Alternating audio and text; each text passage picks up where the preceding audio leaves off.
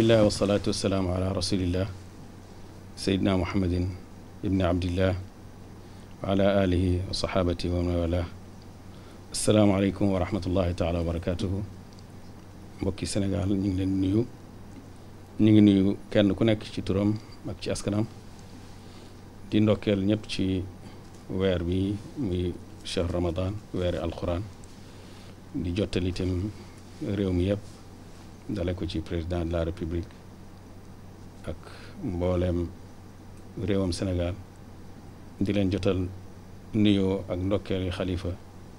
Cheikh Ahmed Tidiane Ibrahim Niass di ñaan yàlla nangu koor gi nangu naafile yi nangu ñaan yi yàlla boole ñu wëttu ñun ñëpp wëttu réew mi wëttu ñun ñëpp ci mbas mi nga xam ne tey jii fitnaal na àddina yëpp te tënatim àddina yëpp ndax boroom xam-xam yi ba léegi xamaguñ dëgg-dëgg virus bi lan la xamaguñ dëgg-dëgg lan mooy li ko war a faj suñu réew alhamdulilah ñu ngi jël ay matukaay yoo xam ne ba léegi nii lu ñu rafetlu la ndax du ñun rek ñoo ko wax mais àddina yëpp wax nañ ne Sénégal bokk na ci juróom-ñeenti réew yi nga xam ne seen taxawaay ci xeex Covid 19 bi taxawaay bu ràññeeku la taxawaay bi nga xam ne autorités yi jël nañ ko ci dalee ci président ministère de la santé jël ko takk der yi sax jël seen wàll bi nga xam ne ñoom tim ñu ngi ci taxawaay bi ñu ci war a taxaw docteur yi taxaw nañ ñoom it taxawaay boo xam ne dëgg-dëgg lu am yaakaar la ñi ci diine yi war nañoo taxaw comme ni docteur yi war a taxawee leeralal nit ñi li nga xam ne moom la diine wax ñun suñ diine l'humanité la kon lépp luy musal doomi aadama rek boo ko fekkee xoolee ci lislaam da nga ko ci gis muy ci xadis yonantu bi muy ci alquran ci boppam ndax yàlla tabaraka wa taala wax na ne wala tulqu bi aydikum ila tahluka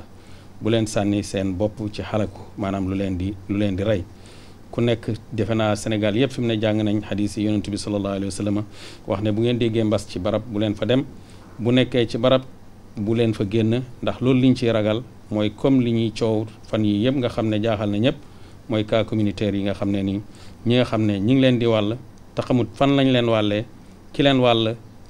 kan la wàll ñeneen moom it ñan la wàll bala ñoo xam ne moom jàngoro ji mu ngi nekk ci moom te jàngoro joo xam ne dëgg-dëgg noonu la bu mag ndax loo xam ne mën naa nekk ci nit ki fukki fan ak juróom te benn signe du feeñ ci moom pour wane ne mu ngi amee jàngoro te fekk na heure boobu mën naa wàllaate te wàllaate dëgg-dëgg lislaam dafa santaane ñi moytandiku ko ndax yonent bi sallallahu alayhi wa sallam wax na ne dawal ki nga xam ne dafa amee jàngoro ji xonq ji nga xam ne dafay wàllaate comme ni ngay dawee gaynde ànd ak ne jàngal nañu ne feebar yàlla moo ko sàkk moo koy teg nit ki mais wàkkeelu ci yàlla terewul mu jàngal ñi loolu barrières yi ñuy jël ak distance yi nga xam ne ñi ngi conseiller nit ñi pour ñu jël ko loolu yëpp dañ koy fekk ci njàngatam lislaam xadisa ngi ci saxiix muslim ci kitaabu salaam ci fi muy waxee ci affaire yi feebar muy wax saxaabi yi nga xam ne moo nettali xadis ji amr bin sharid jëlee ci baayam mu ne wafd Thaqif dañoo ñëwal yonent bi sallallahu alayhi wa sallam comme ni mbooloo doon ñëwee di jaayante fekk am na ci rajulun majzum koo xam ne jàngoro ji xonq gi mu ngi ci moom maanaam dafay wàllaate yonent bi sallallahu alayhi wa sallam moo yónnee ci moom ne ko inna qad baayanaaka farji jaayante nañoo yow na nga dellu maanaam soxlawut sax ngay agsi te loolu bu fekkee ne yonent bi sallallahu alayhi wa sallam dajeeg nit dajeeg yonent bi moo ci gën a baax sallallahu alayhi wa sallam moo ci ëpp njëriñ te lislaam xamuñ lu gën a baax ñëw di jàpp di jaayanteeg yonent bi sallallahu alayhi wa sallam waaye bañ ragalee ne feebar buy wàllaate mën na cee juddoo dafa def li nga xam ne mooy dëggal mooy may nit ñi ñi am sañ-sañ di wax ne barrières yi mën nañ koo def distance yi mën nañ koo def sàmmanteeg set gi sàmmanteeg li nga xam ne nii mooy sa wér-gu-yaram ndax lislaam nag du am jàmm lu may yaram yi dañoo am jàmm kon ñi ngi rafetlu déjà matukaay yi nga xam ne réew mi jël nañ ko di rafetlu tim taxawaay ministère de la santé waaye di rafetlu taxawaay docteur yi ba ci ñi nga xam ne nii kenn xamu leen te ñu ngi taxaw di jël matukaay gi nga xam ne nii moom la ñu war a jël ci mbir mi. ñu ngi oo nit ñëpp nañ delluwaat ci xel mu rafet, delluwaat ci dénkaane yi nga xam ne nii dëgg-dëgg ñi ngi koy dénkaane te lépp dafa dëppoog maslaahi nit ki, dëppoog tim maslaahi diine ji. ndax ku gis feebar bi ni muy def ci àddina bi tey jii nga xam ne am na doole boo xam ne dëgg-dëgg éviter ko, fexe ba du tasaaroo ci suñu réew mi nu ëpp ni mu tasaarooyee, loolu moo gën a nekk pexe di xaar ba mu agsi ñi koy faj. yal na yàlla musal ñi nga xam ne nii jot nañoo am jàngoro ji, yal na yàlla saafara leen. ñi nga xam ne tim ñoo nekk ci hôpitaux yi di leen sonnee, yal na yàlla protéger leen ba nga xam ne ñoom it liñ ciy ragal du am. ñi jiitu yàlla yërëm leen, xarfa leen àjjana, utalal seen njaboot loo xam ne moo gën li ñàkk, te yàlla may leen xoli muñ bi jaay rasulillahi sallallahu alayhi wa sallam. allahumma salli ala sayyidina muhammadin wa sallim.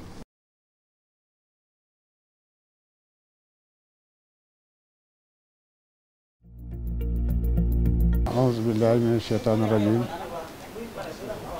بسم الله الرحمن الرحيم وصلى الله وسلم سيدنا محمد بن عبد الله رسول الله صلى الله عليه وسلم. man la xalifa fédéral Léona Niassène Seydi Ahmed Tidiane Niass xalifa. gannaaw bi nga xamee ne sant nañ yàlla dolli ci liñ ko santoon, julli ci yonent bi sallallahu alayhi wa sallam ak i sahabaam, di sant Seydi Ahmed Tidiane Cherif radiyallahu anhu, di sant suñu maam Alaaji Abdoulaye Niass, di sant suñu baay xalifatu Alaaji Muhammad ak suñu wàjju wi jigéen. set lislaam a ko njëkk a santaane, ndax bala ngaa julli da ngay jàpp, boo say malaan di demee da nga koy fóot, te yàlla kenn du diisoo moom tudd ne da ngaa set moom lislaam a ko njëkk a santaane. kon nag comme que lislaam dafa santaane set, kon ñun war nañoo war a mën a buñ ne nañ raxasu, war nañoo mën a raxasu ndax dañu fa fekkoon démb. kon alhamdulilah maa ngi ñaax taalibe yi, di ñaax dëkkandoo yi, di ñaax xarit yi, di ñaax soppe yi, li nga xam ne noonu la ko état bi bëggee ñu taxaw ca defee ko ndax defaluñ ko état bi, suñu bopp lañ ko defal. da olof wax daa wax ne ku ne la songul sab taal la bëgg. kon nag sore atu bi nga xam ne moom lay wax, alhamdulilah kooku itam ni ku nekk sa bopp ngay fekk, ni ku nekk sa bopp moo la gënal sa moroom. kon nag suñ ne nañu sore ante bu ñuy tusooli bu nañu dumoyu yooyu yëpp kenn ko ci ne lañ sant wax ko santé wax ko nañ ko def. bu jeexee ñu dellu ci lañ nekkoon. kon loolu daal mooy li nga xam ne moo am solo. état bi wax na ko, ñu ñaan ko jëfandikoo nag. xanaa dolli sama bàyyi na am na lu ma naan wax, mu ne fas lu mu daw ñu bàcc ko sifo. kon nag comme que léegi fas lu mu daw ñu bàcc ko sifo, kon léegi mooy ñaaxal leen ngeen dolli di ko def. te it ñun ñu ngi ci, yéen a ngi ci, waaye ñu ngi ci. li nga xam ne moom lay ñaan nag mooy feebar bii nga xam ne tey mooy mbas mi ñuy wax, yàlla jëlee ko fi. yàlla mi nga xam ne moo fi jëlee, yàlla na ko fi yàlla jëlee, te incha allah yàlla dana ko fi jëlee. di gërëm nag état, di sant it état. wax dëgg yàlla am force bi ñu ci def ak actué ci bi ñu def ak yooyu yëpp, wax dëgg yàlla am kooku dëgg ñu def li may sant ko gërëm ko. kon nag ni ngeen ko bëggee danañ ko waxee taalibe yi, ñaax leen ci, xarit yi, dëkkandoo yi, soppe yi. loolu daal mooy la nga xam ne mooy wax ji. olof nag nee na wax la ko tax a jóg rek nañ ko wax, li ko tax a jóg mooy lii rek. soobee yàlla incha allah duñ def li may ñaan yàlla def jàmm ci réew mi, def naataange ci réew mi, di ñaaral boobu réew mi yàlla may ko ci ndam, te incha allah ndam rek mooy am.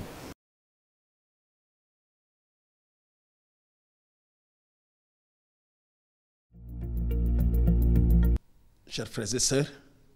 chers concitoyens, bonjour à vous tous. Vous êtes en compagnie de Monseigneur Martin Boucartine, ici à l'évêché de Kaolack. C'est dans le cadre de la sensibilisation sur ce qui nous préoccupe tous aujourd'hui, à savoir la pandémie du coronavirus, que nous allons nous entretenir quelques instants avec vous pour tout simplement, encore une fois, revenir sur la prévention, sur la manière de se comporter face à cette réalité qui nous préoccupe. Avant tout, permettez-moi de profiter de cette occasion pour saluer et présenter mes souhaits les meilleurs à nos frères et sœurs musulmans qui, en ce mois béni du Ramadan, sont en train de vivre un temps fort de leur foi. Puissent les sacrifices qu'ils s'imposent chaque jour et les prières qu'ils font monter vers le Seigneur, accompagnées des nôtres, puissent être entendues par le Seigneur pour leur propre bien,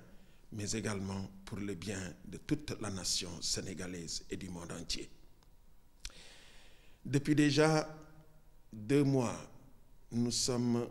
touchés ici au Sénégal par la situation de la pandémie du coronavirus qui a fini de faire le tour du monde. Et depuis le début, nos autorités, que je salue très sincèrement à l'occasion,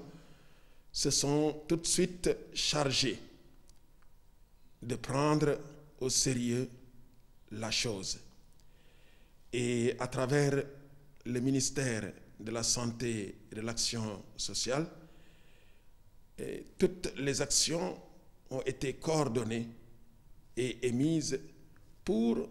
que nous puissions vraiment travailler de concert pour pouvoir faire le maximum possible et limiter les dégâts de cette pandémie. Nous avons eu à recevoir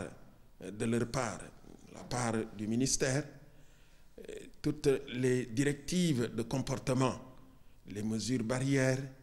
ce qu'il fallait faire, comme quoi par exemple se laver les mains très souvent,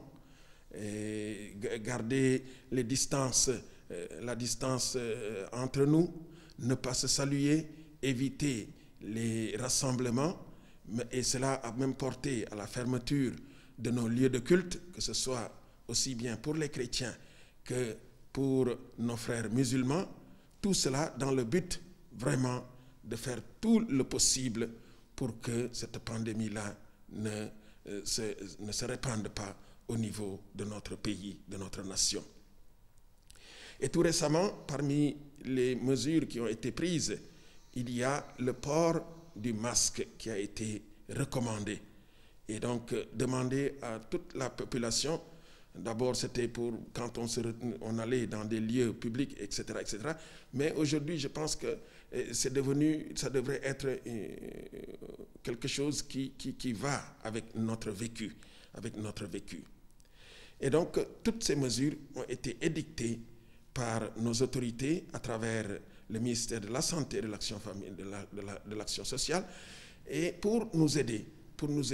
et nous amener à lutter ensemble contre la réalité de la pandémie Covid-19.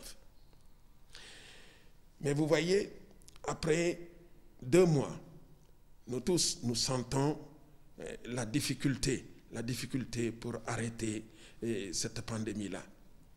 Certes, des pays beaucoup plus développés que nous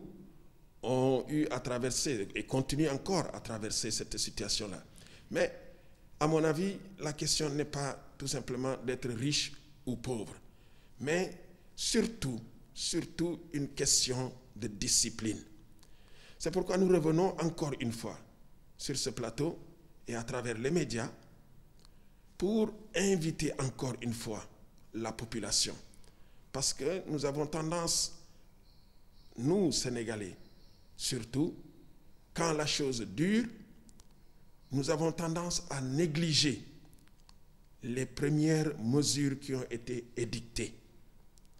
Il n'y a pas longtemps, en me promenant juste, j'ai observé des personnes qui,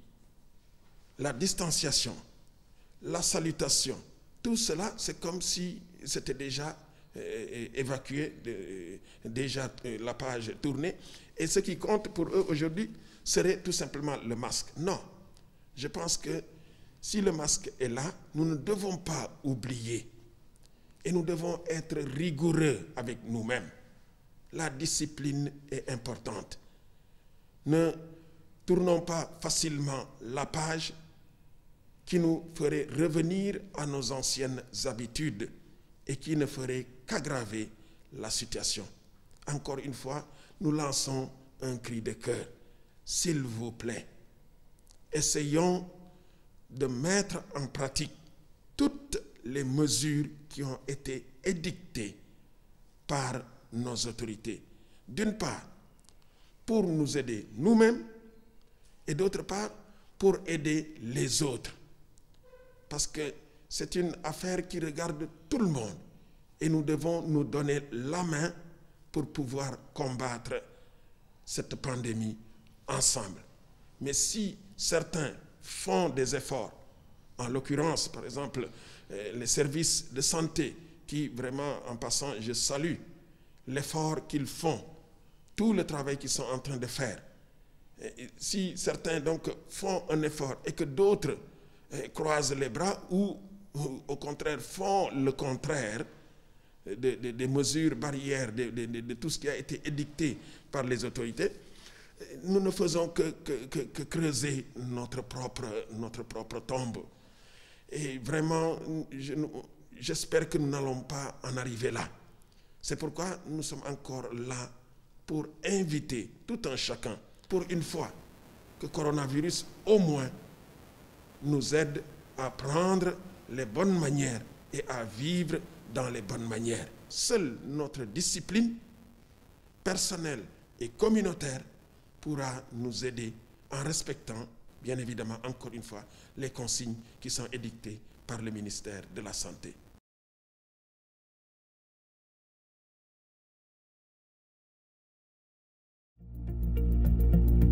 أعوذ بالله من الشيطان الرجيم بسم الله الرحمن الرحيم الحمد لله رب العالمين والصلاة والسلام على نبيه الكريم سيدنا مولانا محمد وعلى آله وصحابته أجمعين من la Bachiru Mbàkke Poroxaan moom sëñ Moustapha Bachiru nekkal sëñ Muntaxa Bachiru ak yoonu murit fii ci Poroxaan fi Maam Jaara bu sa tëdd ginnaaw bu nu sant yàlla mi nga xam ne moo nu bind indi ñu ci kaw suuf te moom rek mu mënal nu moom rek ki moo man te lu ko soob def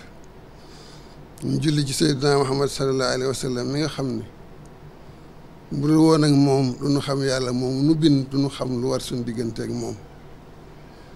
sant Sëñ Tuubaa mi nga xam ne lu nu am Seydina Muhammad yàlla ak moom la ñoo ngi nuyu ñëpp ginnaaw loolu di xam ne ni fi ngeen ñëw ci Poroxaan di dëkk la boo xam ne jaamu yàlla rek moo ko sos kon léppam ci yàlla lay dellu ci ndigal la ñuy wéy ndax lii nuy wax ci ndigalul sunu kilifa ki nu yaakaar ki nu fi bàyyi ginnaaw yàlla te baatam ak ndigalam teg nu fi mu Cheikh Ahmadou Muntaxa ci lañ koy waxee muy mbir mii nga xam ne yàlla wàcce na ko ci kaw suuf tem daj ci àdduna bépp li am solo rek mooy doomu aadama xam ne mbindaakoon la rek moo xam ne yàlla da koo bind mu war koo topp war koo jaamu loolu nag fekk xamu ko léeg-léeg yàlla di ko fàttali xëy na lii fàttali bi yàlla rek la te niru na ko ndax loo xam ne ña nga yaakaar ne ñoo la ëpp pexe ëpp lay man-man ëpp la xam-xamu àdduna ci lay njëkke gën jaayaatu ëpp ca door a ñëw ci yow loolu niru na ni fàttali bi yàlla rek la waaye fàttali bi yàlla nag bu agsee moo xam balaa la moo xam lu mu mën di doon lu ne lañ koy tudde waaye yàlla mi ko bind yebal ko fi rek moo ko xam moo xam lu mu mën di doon nañ dellu rek ci yàlla ba noppi jàngoro nag bu amee am na ñoo xam ne yàlla xamalu leen lu dul doomu aadama ak na muy faju ak na muy mucc ci jàngoro waaw na muy mucc ci jàngoro bu ko defee nag yàlla lu mu jublu ci loolu moo di bu ngeen toppee yàlla ak yonent bi li leen yàlla digal ngeen def ko li leen tere ngeen bàyyi ko ba noppi nag ñi leen ëpp xam-xam ci wàllu adduna te féete leen ci lañ leen digal ngeen def ginnaaw lii ñëw na nag te yàlla wàcc na ko muy jàngoro joo xam ni yaakaar naa ñu bari ñu fàttaliku bu mos a amee dundatuñ ndax loo xam ne dañu ne àdduna bépp te wàlle ga gaaw gi kenn musu koo gis kenn musu koo dégg mu ne su ko sax xiyaas ndax kenn nit koo xam ne mën naa wàll ay téeméeri nit bu ñu fàttali ni kenn nit rek indi woon ci Sénégal te léegi defe naa ñi fi daal ëpp nañ junni wala jege nañ ñaari junni ñi fi faatu jege nañ fukk ak ñett mbaa fukk ak ñaar ngeen xam ne njëkkeewut fii waaye nag nit lu mu fekke te mosu koo fekke xanaa loolu di ko dégg rek faaw mu jaaxle tiit te lii nag jar na ko kon nag nanu góorgóorlu ndax suñu Muntaxa kat man bi ma ko waxee ne ko nu nuy def suñu diggante ak suñu diine loolu ma leen wax rek la ma wax da ngay dellu ca la nga jàngoon la la sa diine digal lu ci waajib loo xam ne mënta ñàkk na nga ko def waaye bu ci def loo xam ne mënoo ko bu ci def loo xam ne itam dalay sonal sa bopp la ndax laatal xu aydikum ila tahluka bu leen dugal seen loxo ci loo xam ne da leen di lor ginnaaw nag yéen xamal ngeen li nga xam ne moom lañ koy moytoo ku ko yàlla tudd ci yow nag mënoo ci dara waaye nag lii wolof di wax xoddiku ci ba nga lëkk léegut kon nag noo ngi digal ñëpp ñi nga xam ne noonu la ñuy def ci Poroxaan mu tudd dëkk tund yooyu ci Saalum yëpp noo ngi digal mboolem suñuy taal bi ya fa nekk ñu xam ne loolu lay ndigal yi ci loolu la nekk yàlla lim nu digal daal nañ cee def nan ko mane te duna lor te lii nga xam ne sama borom wàcce na ko indi na ko ñu nu ci ëpp xam-xam di docteur yi te jaar ko ci nguur gi lañ nu wax ni moo ci taxamu lépp nañ ko def bu dee lu ñu moytu nañ ko moytu bu dee lu ñu war a def ñu def ko loolu ci la nekk nun ñii moom la nu sëriñ bi digal loolu la ñuy digal mboolem suñu taal bi nekk ba demee daje dee leen takk masque yoo takk gis ngeen ma takk te taxu leen ma takk ko te yàlla xam na ko kër gii di fekk ngeen ñëpp takk ko te taxu leen ñu takk ko ndax lu mu nuy jëriñ si mën yéen mën leen li ngeen nu mën a jëriñ mooy xelal na waaye du ngeen yàlla du ngeen yonent du ngeen joxe jàngoro du ngeen ko dindi kon nag li ngeen nu wax moom lañ doyloo moo tax bu ngeen ñëwee fekk ñëpp takk ko loolu la ñuy digal ñëpp def ko ginnaaw moom xamuñ ko du suñu wàll du suñu cër te yéenay suñuy mbokk yéen nu fa féete yéenay suñu lépp yéen la ko yàlla xamal li ngeen nu ci wax rek la ñuy doyloo nan góorgóorlu parce que yéene lii nga xam ne nag mi ngi law te kenn xamut fu mu jëm waxuma sax àdduna bi waaye niñ ma waxee nii rek ni mu lawee Sénégal fan yii rek kuy tiit war ngaa tiit kon nag nan góorgóorlu fagaru te xam ne kat képp koo xam ne kii yaa ko tey def nga lu lay lor te xam ko ñu ne la lii da lay lor nga jublu ci yaa ko xaru rek xeem xaru nag nee nañ dëgganut am na nag ñoo xam ne ñeme nañ ko waaye nun yàlla bu nu yàlla boole ci ña ko ñeme kon nag ci gàttal daal loolu laa amoon loo xam ne moom laa leen di wax ci turu sëñ Muntaxa mi nga xam ne loolu ca la ne loolu la ñu digal loolu la nekk ak njaboot gi loolu bis ni bu tey ji moom la ñuy digal taalibe yëpp ak mbokk yëpp ak xarit yëpp ñu ne Porokhane ak ñu nekk Saalum ak ñu nekk Sénégal yëpp ndax benn la asalaamaaleykum wa rahmatullah wa barakatu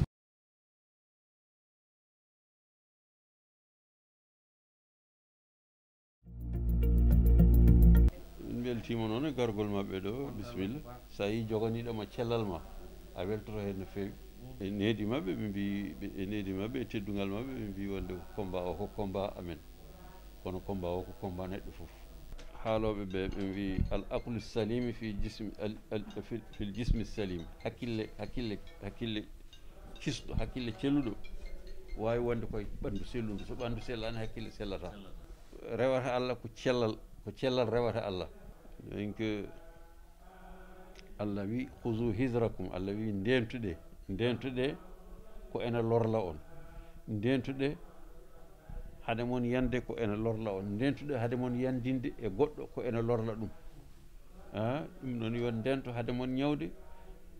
yon ndento horon ñawnude heddiɓe ɗum ko Qur'ana wi noon waɗa wawi wondude microbe o dokka goɗɗo walla goɗɗo ne wawi wondude mum rokkuma ɗum noon ko dentodiral ɓuuri dentodiren so jii aduna o foof waɗi paralyse Kaaba waɗi paralyse Madinatul Munawwara waɗi paralyse Fas waɗi paralyse église waɗi paralyse avion ngaji mbaɗi paralyse économie waɗi paralyse fof waɗi paralyse fof ko oɗo phénomène garɗo e aduna he